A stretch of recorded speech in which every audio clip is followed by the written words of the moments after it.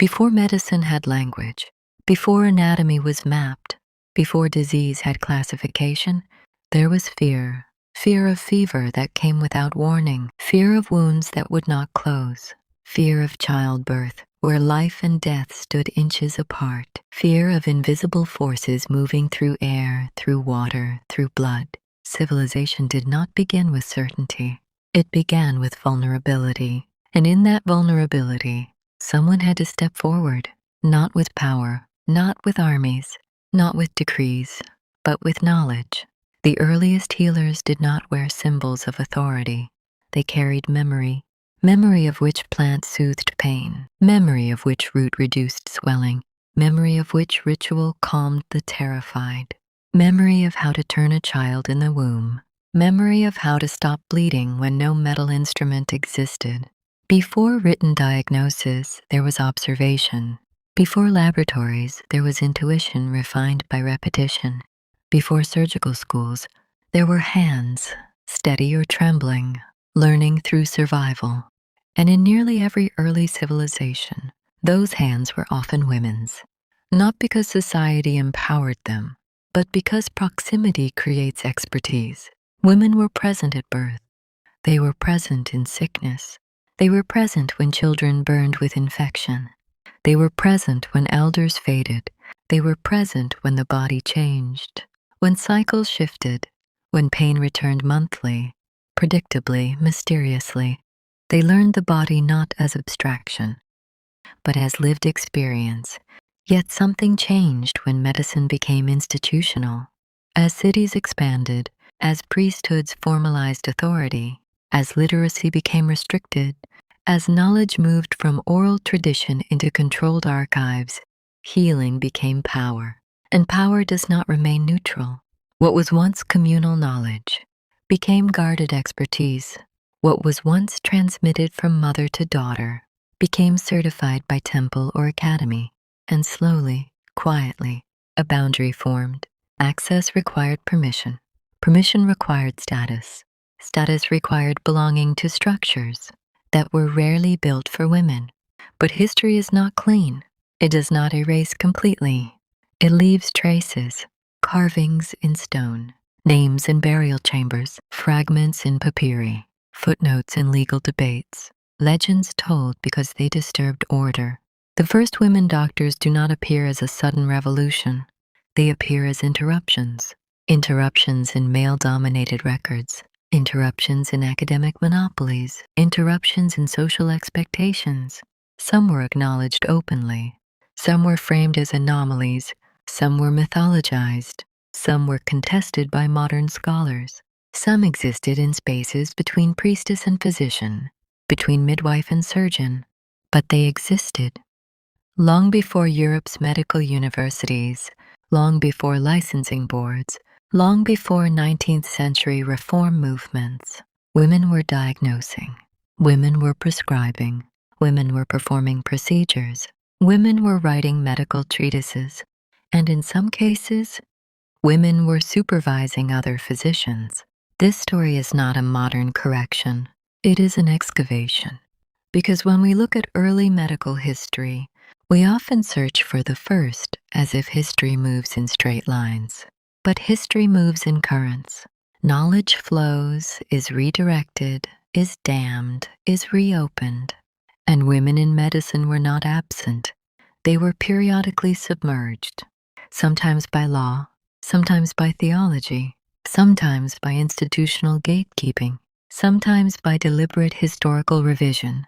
Yet each era leaves evidence of resistance, a name inscribed with a title, a manuscript signed, a story recorded because it shocked contemporaries, a trial documented because a woman dared to practice. The question is not whether women practiced medicine. The question is why their stories require rediscovery. Why do we speak of first women doctors when healing predates formal recognition? Because recognition is political, and documentation reflects power.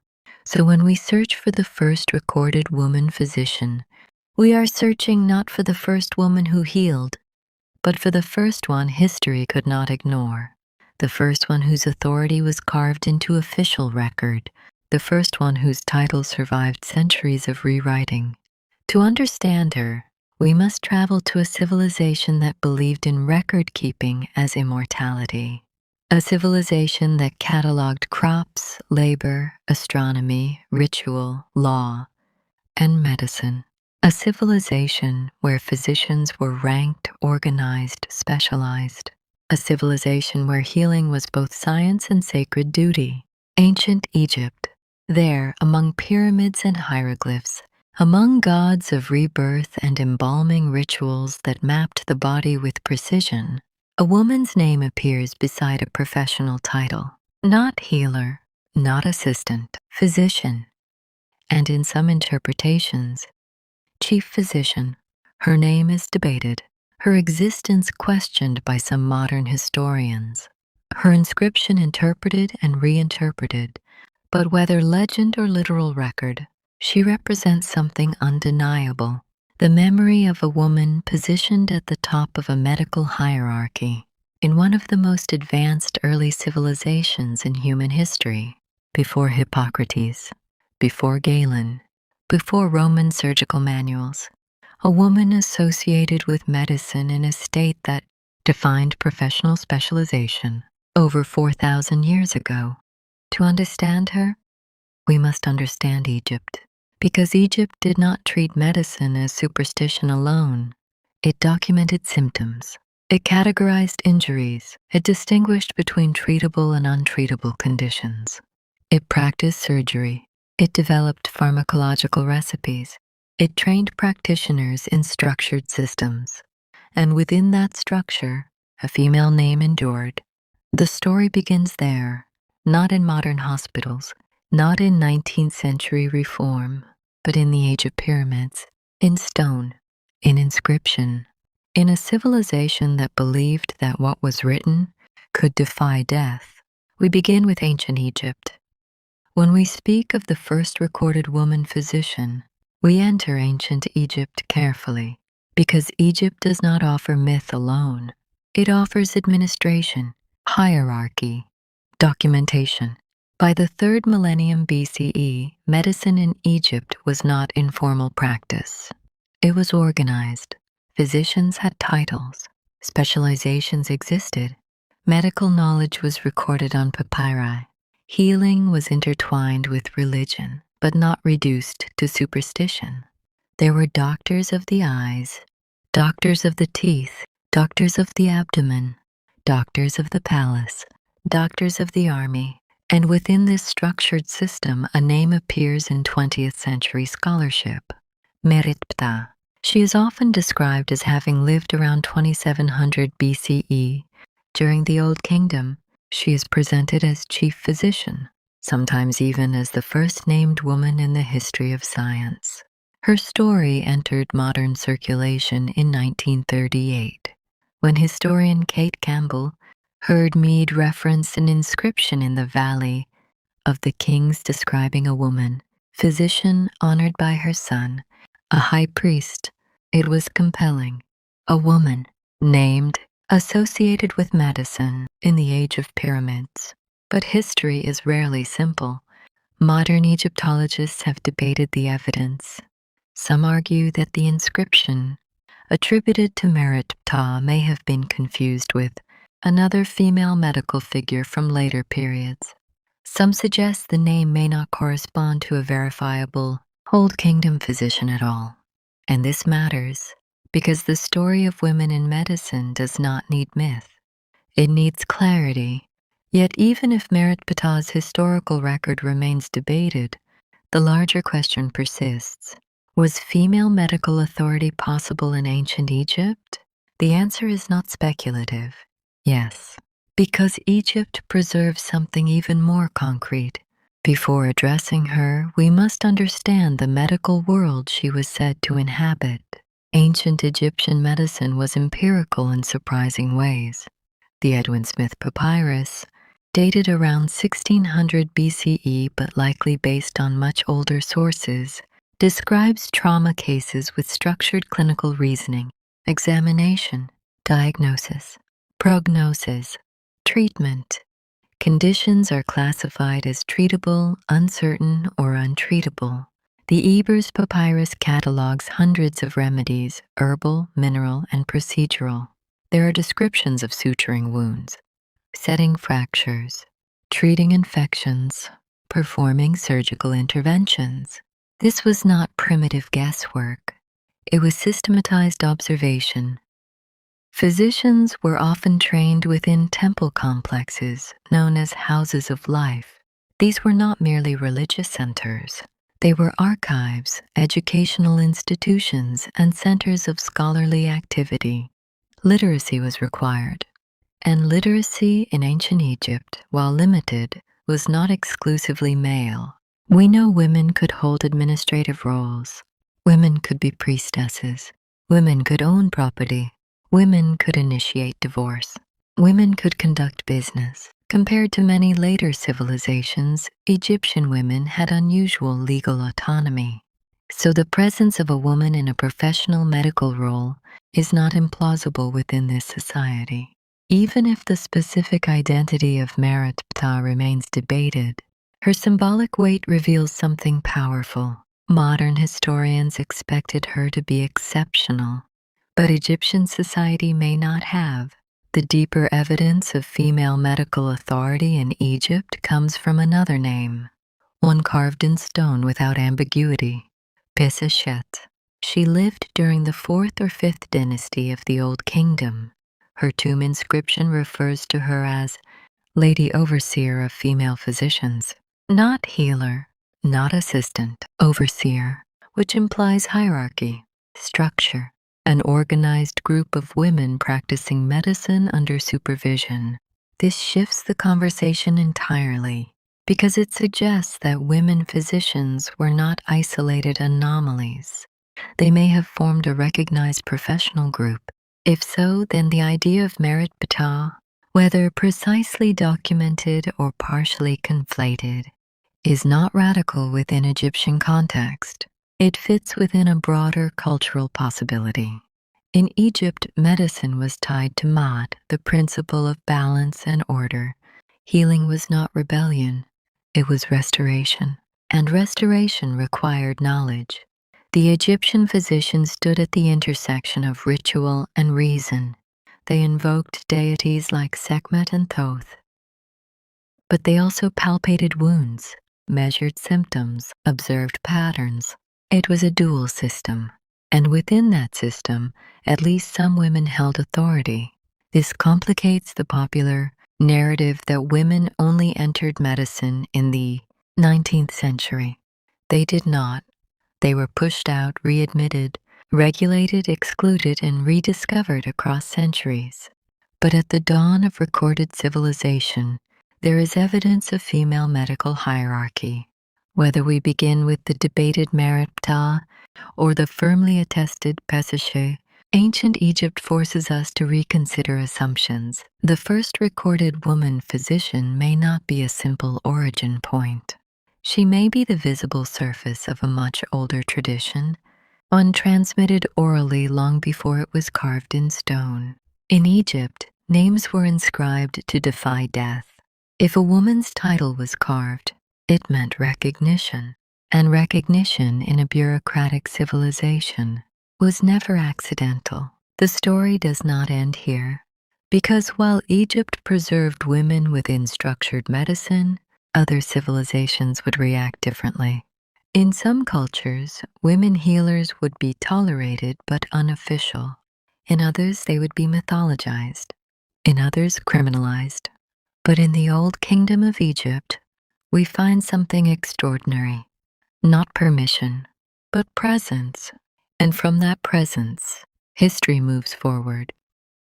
In historical reconstruction, certainty is rare. Names disappear, titles fragment, stone erodes, but sometimes a line of inscription survives intact, clear enough to shift the narrative.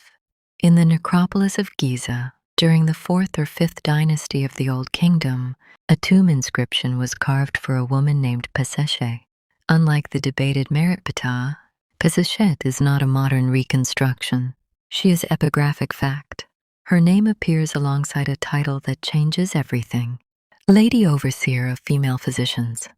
The Egyptian phrasing suggests administrative authority, not informal healing, not domestic midwifery. Overseer, which implies structure, hierarchy, institutional recognition. To understand the significance of this title, we must understand Old Kingdom bureaucracy. Egypt at this time was not a loose tribal society.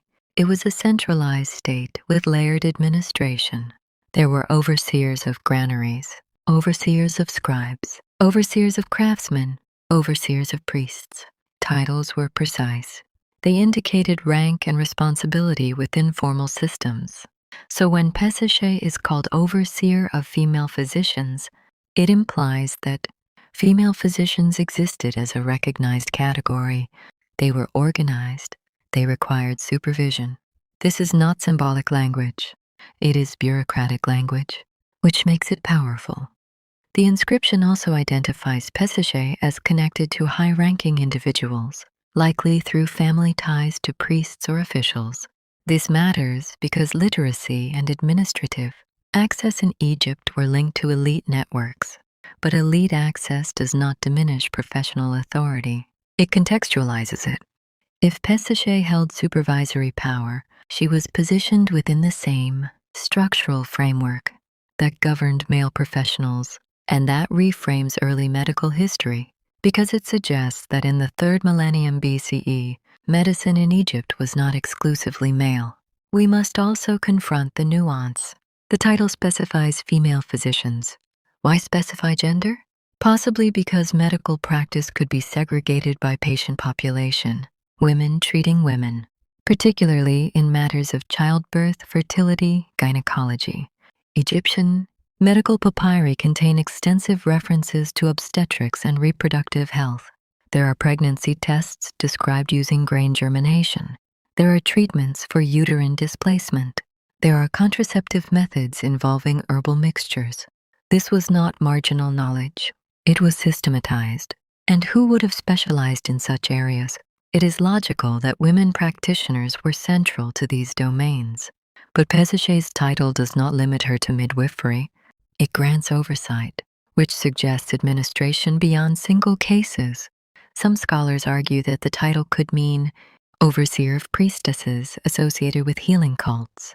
Others maintain that translation referring to physicians is accurate. Even within academic debate, no interpretation reduces her to myth. She existed. Her name was carved, and carving required authorization. In Egyptian belief, inscription granted continuity into the afterlife. Titles were not decorative. They were identity. If Pesische's professional designation was preserved in stone, it was integral to how she was remembered. This is crucial because many ancient societies recorded women in relation to fathers or husbands. But here, professional authority appears within the funerary record. That elevates it, and it suggests that female medical practitioners were not hidden, figures operating unofficially. They were visible enough to be administratively categorized. There is something quietly radical in that, not rebellion, normalization, which is perhaps more disruptive to modern assumptions. When we look backward, we often imagine linear progress, primitive past, exclusion, gradual inclusion. But Egypt complicates that narrative. It suggests that certain early civilizations may have allowed forms of female professional authority that later societies restricted. History does not move in a straight ascent. It oscillates. Pesische stands at one of those peaks, a moment where record and recognition aligned. Yet even here, silence surrounds detail. We do not know her daily routines. We do not know how many women practiced under her supervision. We do not know the curriculum of their training. But absence of detail is not absence of existence. The stone tells us enough. There were female physicians. They required oversight, and a woman held that oversight. This alone dismantles the idea that women entered medicine only in modernity. They were present at its institutional foundations. And then, in other cultures, in other centuries, they would be forced outside the walls again, which makes Pesische not just a historical footnote, but a pivot, because after Egypt, the Mediterranean world will begin to formalize philosophy and scientific identity differently. And in that shift, women healers will face suspicion, mythologization, and eventually prohibition. But in Old Kingdom Egypt, before Hippocrates wrote, before Greek academies codified theory, a woman's authority in medicine was carved in stone. That fact remains, and from that stone, history continues. If Egypt suggested normalization, classical Greece introduces restriction. In Athens, medicine began transforming into philosophy, into theory, into rationalized, male-dominated intellectual discipline. And within this transformation, women's medical authority narrowed. By the 4th century BCE in Athens, women were legally restricted from practicing medicine. The justification was framed as protection. The reality was control. Male physicians increasingly dominated formal medical education. The Hippocratic tradition, associated with Hippocrates, emphasized observation and rational diagnosis, separating medicine from divine causation. It was a revolution in thought, but revolutions reorganize power. Medical training became structured through male mentorship. Public practice required visibility. Authority required recognition within civic space, and civic space in Athens was male. Women could not vote, could not participate in political assemblies. Their legal identities were mediated through male guardians. So when medicine became professionalized, women were pushed toward domestic healing roles, midwives, informal caretakers, unlicensed practitioners. And then comes the story of Agnes. Her narrative survives not in contemporary Athenian inscriptions, but in later Roman writings, particularly Hyginus. This alone requires caution. The story may be historical, it may be allegorical, it may be a symbolic protest narrative, but whether literal or constructed, its survival tells us something about cultural tension. According to the account, Agnes desired to study medicine, but because women were forbidden from practicing, she cut her hair, disguised herself as a man, and traveled to Alexandria to study. There, she trained under a physician, sometimes named as Herophilus in later versions. She returned to Athens dressed as a male doctor, and she practiced successfully.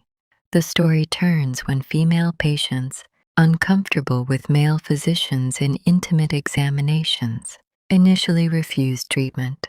Agnes allegedly revealed her sex privately to reassure them. Word spread. Women began seeking her specifically, and that popularity triggered suspicion among male physicians. They accused her of seducing female patients, of immoral behavior, of violating propriety. She was brought to trial. In court, she revealed her identity. Instead of vindication, the revelation worsened her situation, because now she stood guilty of practicing medicine illegally as a woman. According to the legend, Athenian women intervened. They protested. They argued that if Agnes were punished, they would rather die than submit to male physicians. And the law was changed. Women were permitted to practice medicine, at least for female patients. Now, historically, this story is debated. There is no contemporary Athenian legal inscription confirming such a trial. The earliest sources are Roman era, but legend does not emerge in a vacuum. It reflects anxiety. The Agnotis story reveals multiple tensions: female modesty versus medical necessity, professional monopoly versus patient trust, public authority versus private bodily knowledge. Unlike Egypt's bureaucratic inscription, Greece gives us courtroom drama. Unlike Pesisce's administrative title, Agnotis enters history through accusation. That difference is revealing. In Athens, medicine had become intellectual capital, associated with philosophy, with male mentorship, with civic identity. Women's exclusion was no longer incidental. It was structural, and so the first woman physician of Greece enters not as overseer, but as outlaw, whether literal or symbolic. Agnotes represents a turning point. In Egypt, female medical authority could be carved in stone. In Greece, it had to disguise itself, and that disguise is powerful metaphor, because throughout history, women in medicine would repeatedly study unofficially, assist without credit, publish anonymously, disguise identity, enter institutions through back doors. Agnodyne becomes the archetype, not of institutional recognition, but of resistance. And resistance implies restriction. If her story is fictional, it is fiction born from social truth. It suggests that by classical Greece, the professionalization of medicine had become exclusionary. It suggests that women's authority over the body, especially female bodies, it was contested. And it foreshadows centuries where women healers would be accused not of incompetence, but of impropriety, of immorality, of transgression. From Egypt's structured inclusion to Greece's conditional acceptance, the trajectory shifts. Medicine becomes more philosophical, more theoretical, more systematized, but also more guarded. Agnotis stands at the fault line between necessity and prohibition, because illness does not obey law, childbirth does not consult civic decree, and patients seek trust before theory. That tension would not disappear. It would resurface in Rome, in medieval Europe, in Islamic Golden Age scholarship, in Renaissance universities.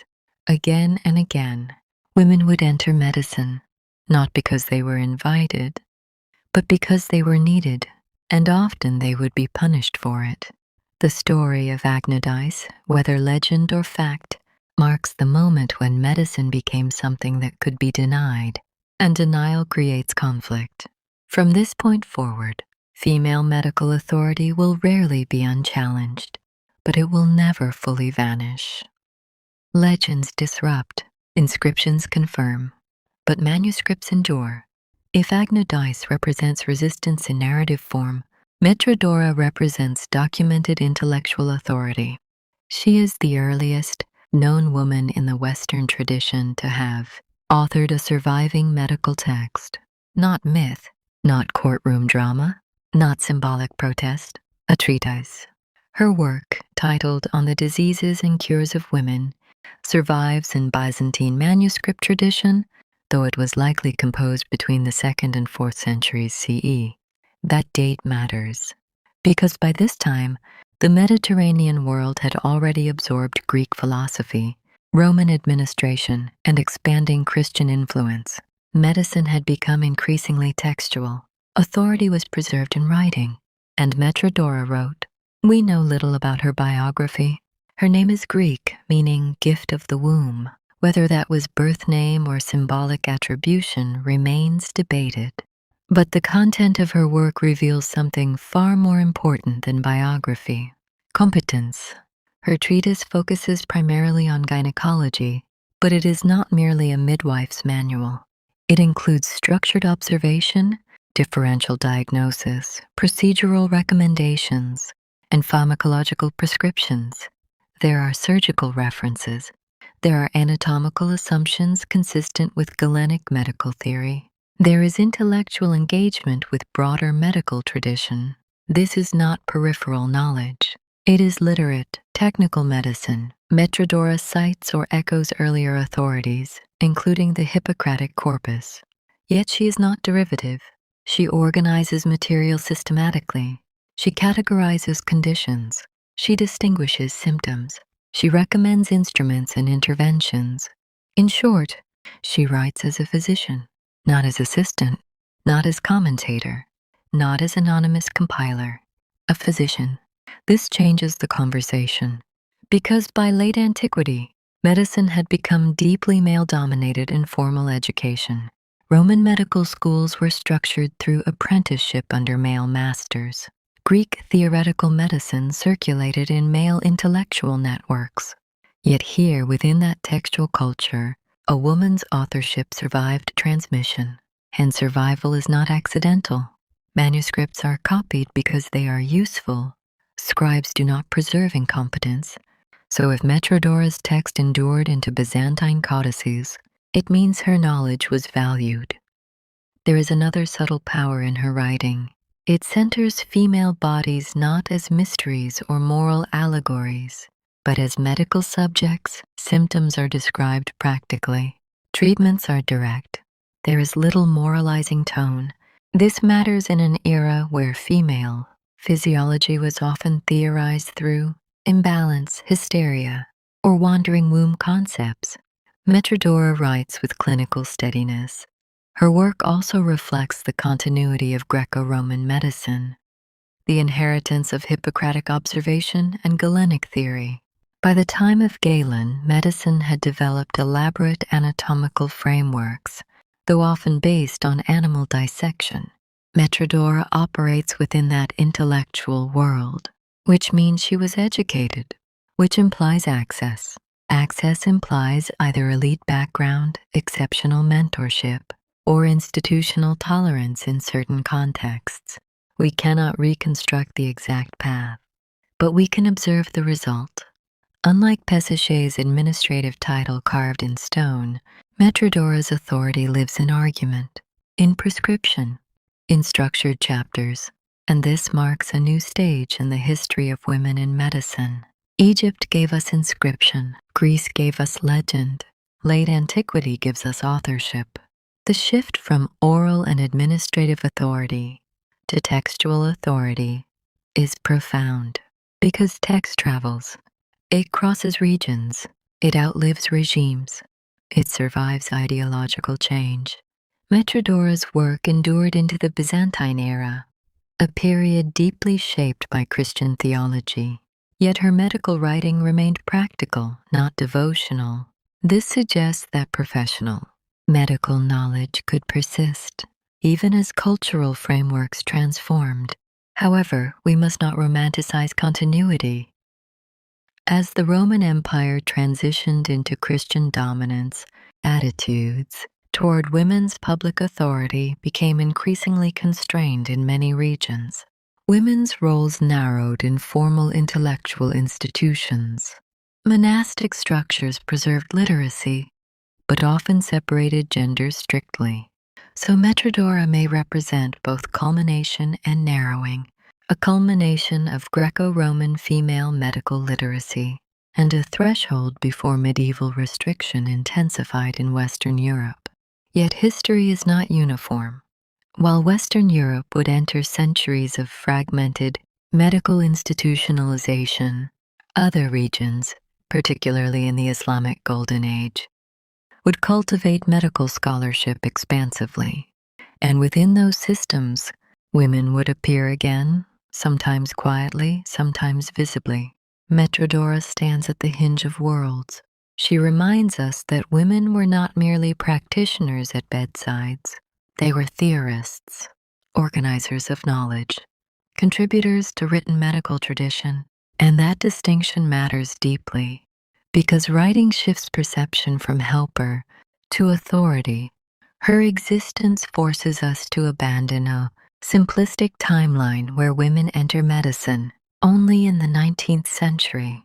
They were present in antiquity. They wrote, they diagnosed, they prescribed, but their presence was unevenly remembered. Some names were carved in stone, some survived in legend, some endured in parchment margins. Metrodora's survival in manuscript tradition is not loud, it is quiet. But quiet endurance can be stronger than dramatic rebellion, because it suggests normalization. She was not prosecuted in a famous trial. She was copied, and sometimes being copied is the most powerful form of recognition. After the fragmentation of the Western Roman Empire, intellectual life in Europe did not disappear. It reorganized. Monasteries preserved manuscripts. Trade routes reconnected knowledge networks. And in southern Italy, something unusual emerged. A medical school, not legendary, not symbolic, institutional. In the coastal city of Salerno, Between the 9th and 12th centuries, the Scola Medica Salernitana developed into one of medieval Europe's most important medical centers. What made Salerno different was not only its curriculum, it was its permeability. Greek, Latin, Jewish, and Arabic medical traditions intersected there. Texts translated from Arabic reintroduced Galenic and Hippocratic knowledge to Western Europe. Pharmacology expanded. Clinical instruction became structured. And within this environment appears a name, Trotula of Salerno. For centuries, her existence was debated. Some argued Trotula was not a person, but a collective name, attached to a group of texts on women's medicine. Modern scholarship suggests something more complex. There were likely multiple texts later compiled under the name Trotula, but at least one historical female physician, Trota of Salerno, probably existed in the 12th century. Regardless of textual compilation debates, what matters is this. Medical writings attributed to a woman circulated widely across medieval Europe. The Trotula texts focused on women's health, menstruation, fertility, childbirth, cosmetics, reproductive disorders. But they were not superstition manuals. They included pharmacological recipes, therapeutic regimens, structured medical reasoning consistent with medieval scholastic medicine. This is crucial because by the High Middle Ages, European universities were beginning to formalize education in Bologna, Paris, Oxford, and those institutions increasingly excluded women. Yet Salerno appears to have been more flexible. Historical evidence suggests that women could study and possibly teach there, not in equal numbers, not universally, but visibly. Trotula represents a rare medieval moment where female medical authority was not entirely erased. Her attributed texts were copied repeatedly, translated into multiple languages, used as reference material for centuries. And here we see another pattern in the history of women in medicine. When institutions narrow, specialization can create entry points. Women's health, particularly gynecology and obstetrics, remained socially coded as female territory. Male physicians often approached it theoretically. Female practitioners possessed experiential authority. Trotula's texts reflect both. They combine learned medical theory with practical therapeutic knowledge. They do not reject male scholarship. They engage it, and that engagement is powerful because it positions a woman not outside medical discourse, but within it. Yet the survival of her work came with distortion. Over time, scribes altered attributions. Some later copies masculinized the author's identity. Trotula became Trotulus. Why? Because as universities consolidated power in the 13th century, female intellectual authority became harder to reconcile with institutional norms. So the text survived, the author blurred. This is a recurring theme. Women's medical knowledge persists. Their names destabilize, but even distortion leaves evidence. If scribes felt the need to masculinize authorship, it means a woman's authorship once stood visibly enough to require correction. Salerno complicates the narrative of medieval exclusion. It shows that before the rigid university model fully solidified, there were transitional spaces, spaces of exchange, spaces of translation, spaces where intellectual authority could cross boundaries. Trotula stands within one of those spaces, and she reminds us that medieval Europe was not uniformly hostile to women in medicine. It was uneven, fluid in some regions, rigid in others. As the 13th and 14th centuries progressed, formal medical licensing tightened. Universities demanded degrees. Degrees required admission. Admission required male status. Women increasingly found themselves pushed toward informal roles again: midwives, healers, herbalists. In some regions, suspicion intensified. Accusations of illicit practice blurred, dangerously close to accusations of witchcraft. But in Salerno, for a moment, A woman's medical writing was copied across Europe as legitimate scholarship. That matters because it demonstrates that female intellectual authority in medicine was not a modern invention. It surfaced whenever institutional rigidity loosened, and it receded when institutions hardened. From Egypt's stone inscription to Greece's courtroom legend, to late antiquity's manuscript authority, to medieval Salerno's scholastic text, the pattern continues. Women do not enter medicine suddenly. They re-enter it again and again, sometimes welcomed, sometimes tolerated, sometimes erased, sometimes disguised, but always present. And as Europe moved toward Renaissance universities, new conflicts would emerge. Licensing would intensify. Professionalization would formalize, and women would once again have to fight openly for entry. The story is not linear. It is cyclical, and the next cycle will bring us to early modern Europe, where one woman would lecture at a university centuries before others were allowed. By the 14th century, Europe had changed. Universities were no longer experimental institutions. They were established authorities. Degrees meant legitimacy. Titles meant jurisdiction. And knowledge increasingly required formal endorsement. In this world of statutes and seals, a woman's presence inside a university was extraordinary. Yet in the city of Bologna, something unusual occurred. Dorothea Bacca, born in 1360, would become one of the earliest recorded women to hold a university teaching position in medicine and philosophy. Bologna was not an accidental setting. The University of Bologna, founded in 1088, is often considered the oldest continuously operating university in Europe. It was renowned particularly for law and medicine, and unlike many later institutions, Bologna occasionally demonstrated a pragmatic flexibility. Dorothea Bacca was the daughter of Giovanni Bacca, himself a professor of medicine. This matters. Access in medieval universities was often familial. Education was inherited alongside networks.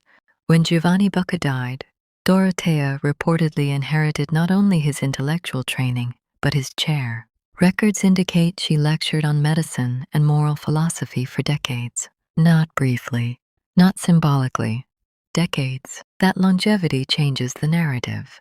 Because isolated female lectures could be dismissed as anomaly. Sustained appointment implies institutional recognition. We must be precise.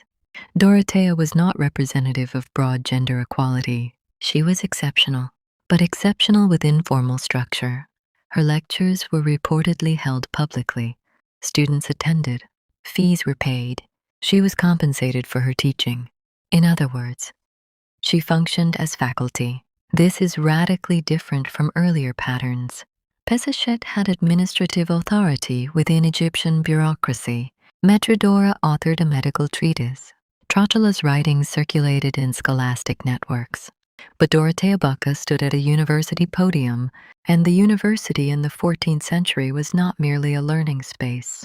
It was a gatekeeper of professional legitimacy. Medical licensing increasingly required academic certification. Physicians were expected to be university trained. So a woman lecturing within that system meant she occupied the space that determined who could practice. This was power, yet it was fragile. Dorothea's case did not inaugurate a wave of female professors across Europe. Other universities, Paris, Oxford, Cambridge, remained closed. In fact, as Renaissance humanism developed and academic formalization intensified, many institutions became more rigid, not less. Why Bologna allowed her position remains debated. Was it familial continuity?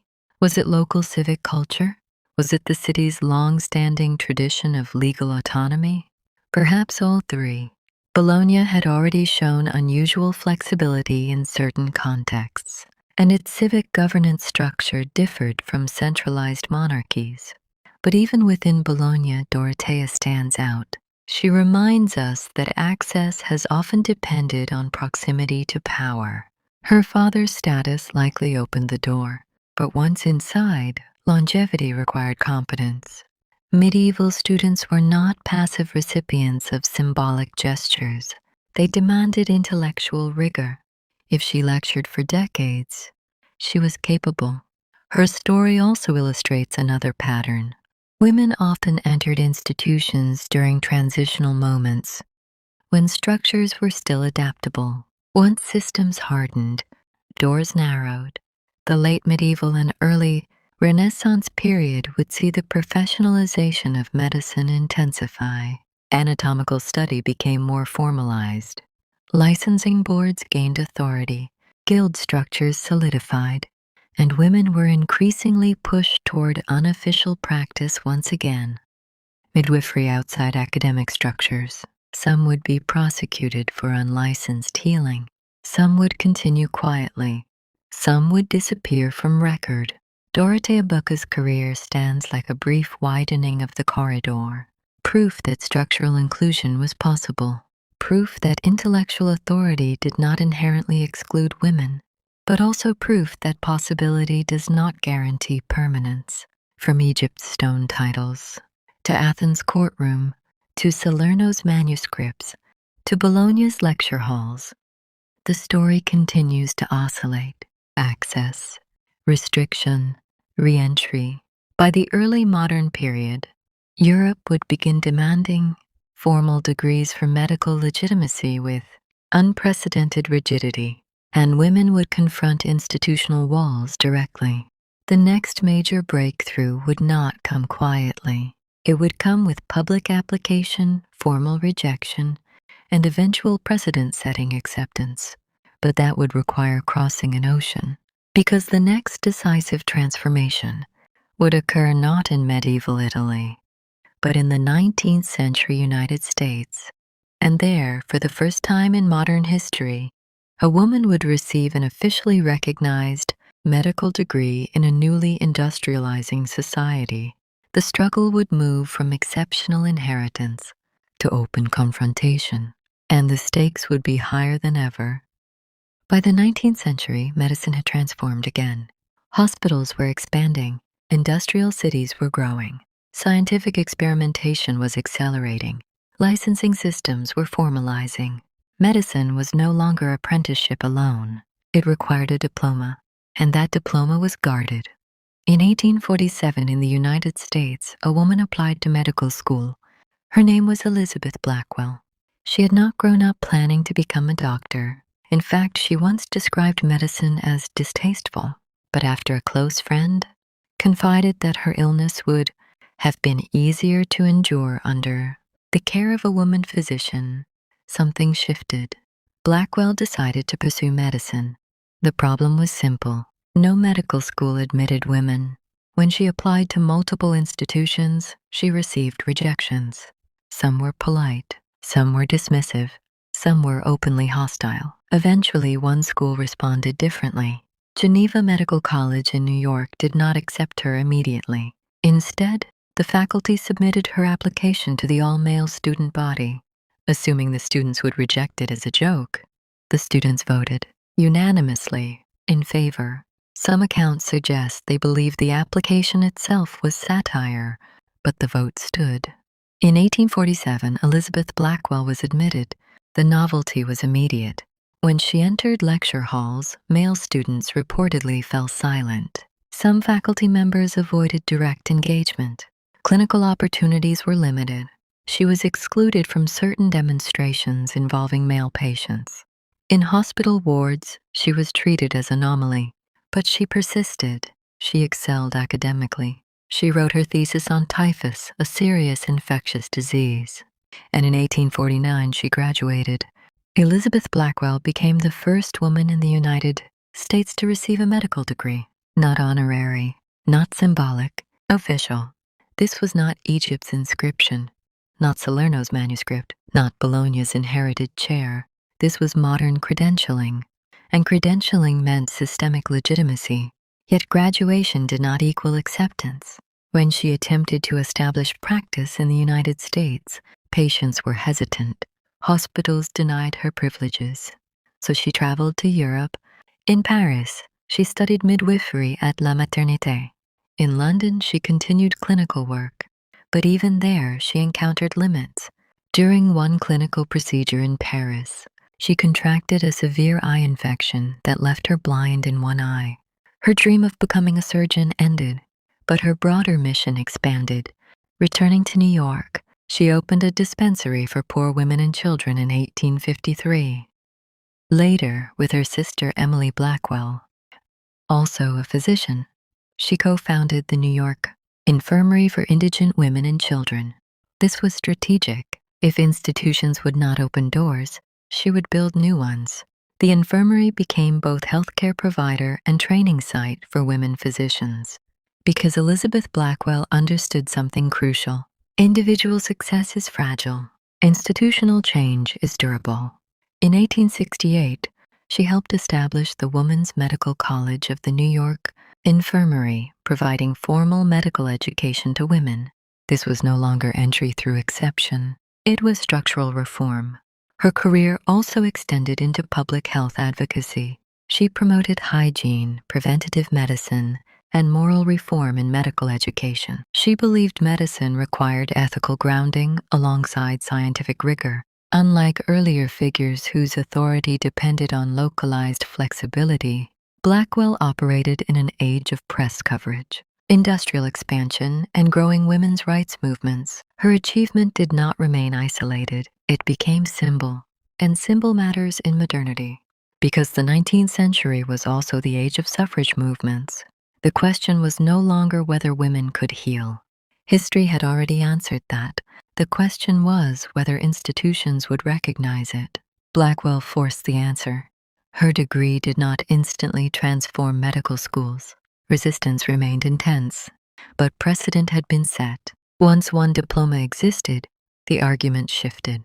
Opponents could no longer claim impossibility. They could only argue exclusion, and exclusion becomes harder to justify once broken. From Pesachet's carved authority, to Agnotus's courtroom defense, to Trotula's manuscripts, to Dorothea's lectures, the pattern culminates here: formal recognition within modern credentialed medicine. Elizabeth Blackwell did not invent women in medicine. She reinserted them into an institutional structure that had forgotten its own history, and after her, others followed. Women applied in greater numbers. Medical colleges debated policy. Hospitals slowly opened training wards.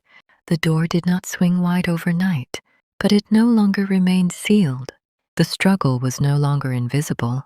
It was public, documented, irreversible. And from that moment forward, women would not merely re-enter medicine quietly. They would demand space within it. When Elizabeth Blackwell received her medical degree in 1849, the barrier did not disappear.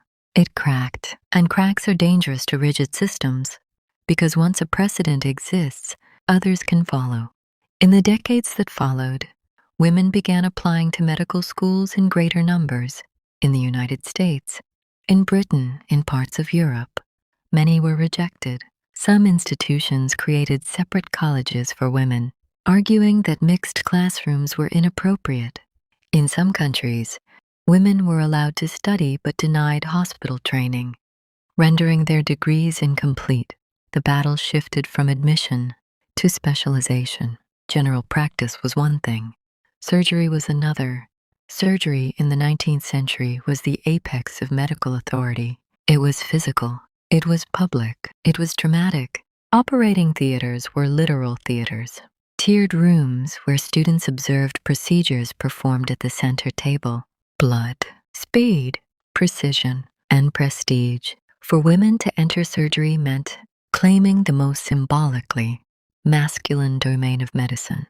In Britain, Elizabeth Garrett Anderson fought to qualify through licensing loopholes when medical schools refused her. She eventually became the first woman in Britain to qualify as a physician in 1865, but she too faced hospital exclusion. So she co-founded the New Hospital for Women in London, staffed entirely by women. Again, the pattern repeats. If institutions refuse entry, build parallel structures. In Scotland, Sophia Jex-Blake led the Edinburgh Seven, a group of women who enrolled in medical classes at the University of Edinburgh in 1869. They endured harassment, mockery, legal obstruction, Eventually, the university blocked their degrees despite academic success. Public outrage followed. New legislation eventually opened British medical licensing to women. Progress was not granted quietly. It was forced. Across the Atlantic, American institutions began to shift as well. The Women's Medical College of Pennsylvania graduated dozens of women physicians. Some traveled abroad to practice in mission hospitals. Some entered public health reform. Some became educators. And then comes surgery's symbolic breakthrough. Mary Edwards Walker served as a surgeon during the American Civil War. Though initially denied an official commission, she persisted until she was appointed as a contract surgeon. She later became the only woman to receive the U.S. Medal of Honor.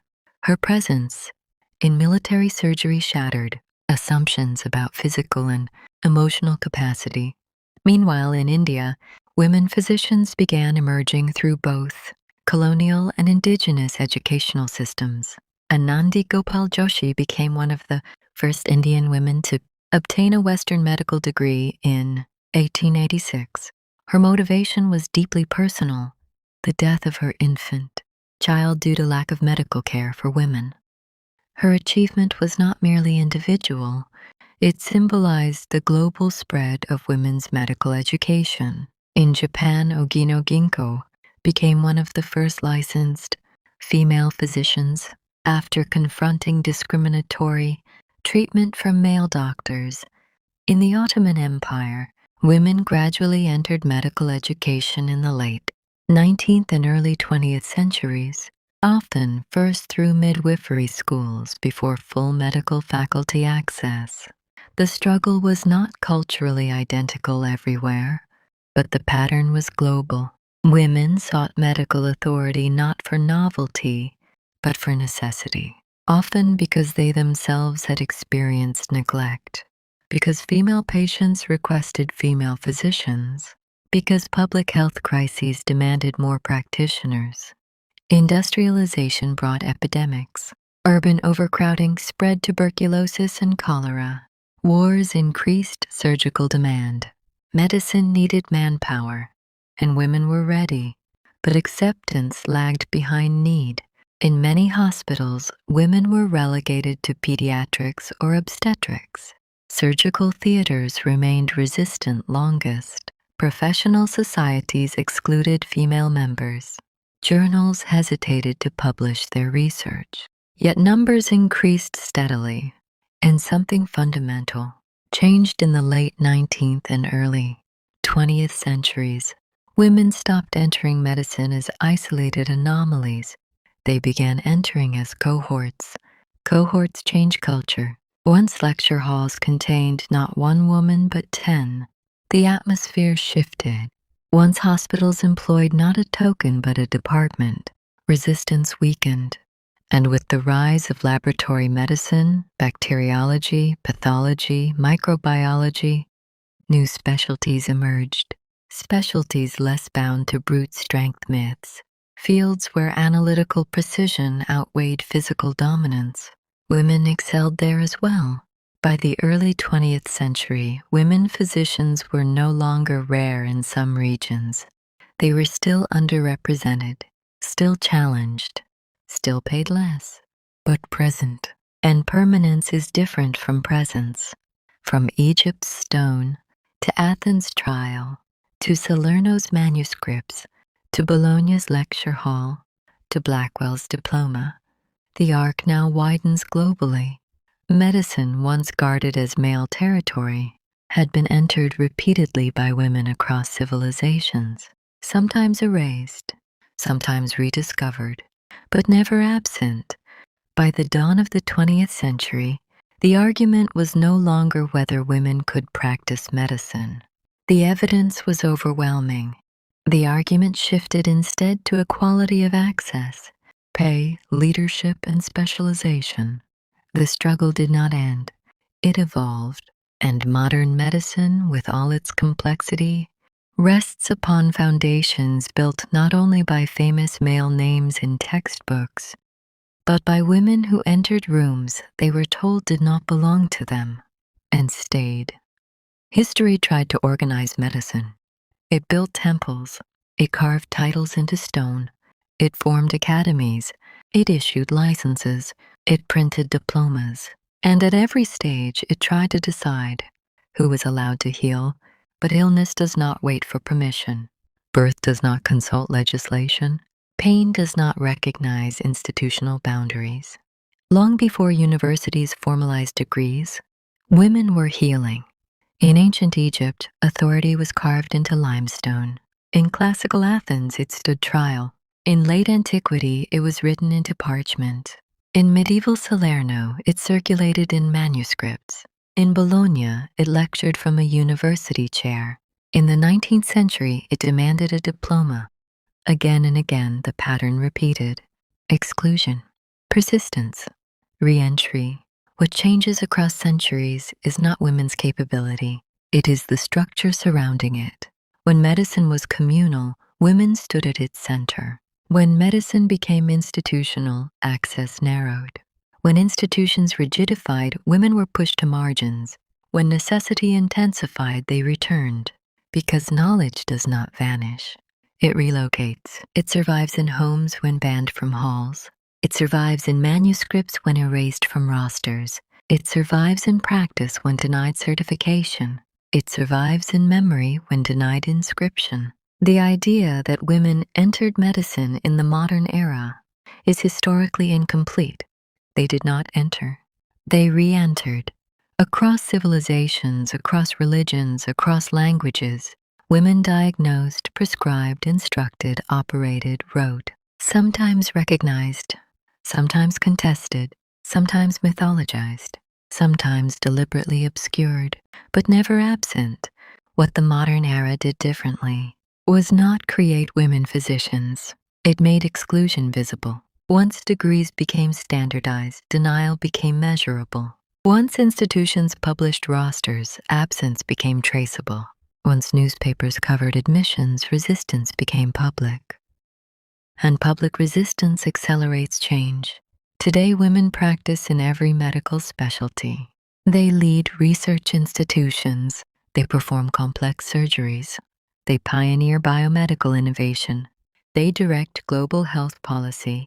But this is not a sudden revolution. It is the latest phase of a very old continuity, from Pisiche's title, to Agnodice's defiance, to Metrodora's authorship, to Trotula's circulation, to Dorothea's lectures, to Blackwell's diploma. The thread is unbroken. It stretches across millennia. Institutions can restrict access. They can delay recognition. They can narrow opportunity. But they cannot contain knowledge indefinitely, because knowledge follows necessity, and healing has always been necessary. The story of the first women doctors is not a story of exception.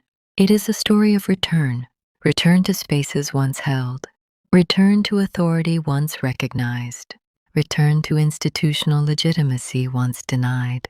History often frames progress as a straight line, but this story is a tide. Advancing, receding, returning stronger.